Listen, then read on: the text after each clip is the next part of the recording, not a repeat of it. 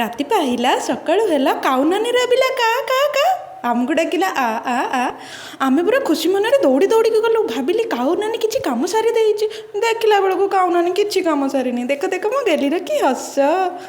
ତାପରେ ମୁହଁ ଧୋଇ ଠାକୁରଙ୍କୁ ପ୍ରଣାମ କରି ବାହାରି ଗଲି ନିତ୍ୟକର୍ମ କରି ଝାଡ଼ୁ ଧରି।